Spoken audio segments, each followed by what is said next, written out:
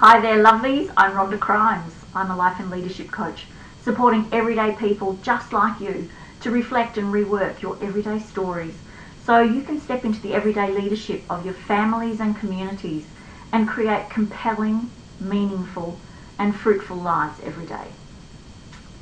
This is the next bite-sized piece from Brené Brown's book, The Gifts of Imperfection. I've been breaking up the book into bite-sized chunks with shorter videos that you can watch or listen to on the fly instead of having to find too much extra time. I still recommend that you read the book, but today let's talk about the gifts of imperfection, love, belonging, and being enough. Brené says, if we want to fully experience love and belonging, we must believe that we are worthy of love and belonging. She goes on to say, our sense of worthiness lives inside our story.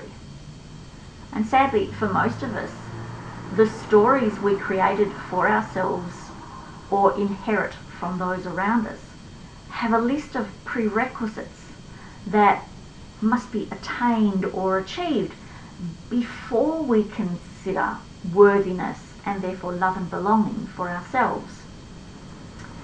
If we don't think we're good enough, we waste precious time on ifs and whens. When I've lost weight, I'll be good enough. If I can make my relationship last, I'll be worthy. When my parents approve of me, I'll be enough. If I can just get that promotion, get pregnant, make it on my own, stay sober, and the list goes on and on, in our quest to find real belonging.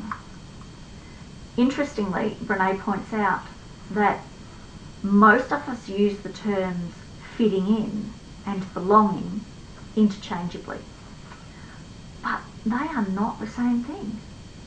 She insists that actually fitting in gets in the way of belonging.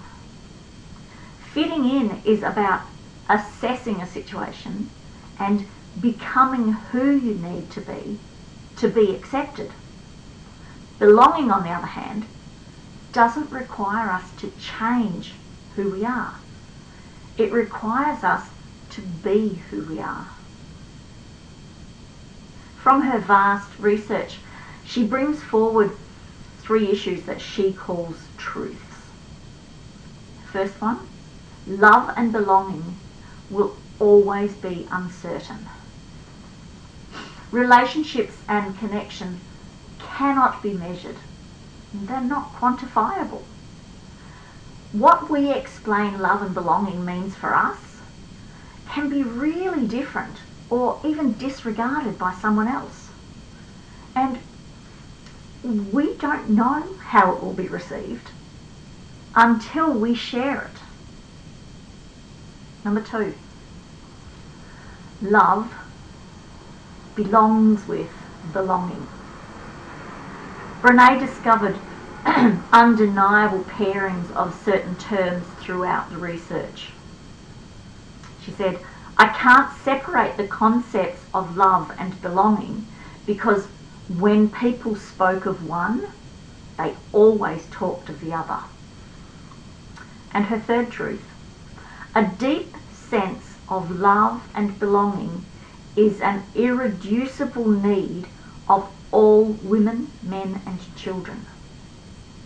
She writes, we are biologically, cognitively, physically, and spiritually wired to love, to be loved, and to belong. And when those needs are not met, we don't function as we're meant to. We break. We fall apart. We numb. We ache. We hurt others. We get sick. The definitions of love and belonging from her research are not a simple dictionary sentence, and I'm not equipped to shorten these versions that have been gathered from decades of interviews. For me to try would be crazy, so we'll stick with what she wrote. for love. We cultivate love when we allow our most vulnerable and powerful selves to be deeply seen and known, and when we honour the spiritual connection that grows from that offering with trust, respect, kindness, and affection. Love is not something that we give or get. It's something that we nurture and grow. A connection that can only be cultivated between two people when it exists within each of them. We can only love others as much as we love ourselves. Shame, blame, disrespect, betrayal, and the withholding of affection damage the roots from which love grows.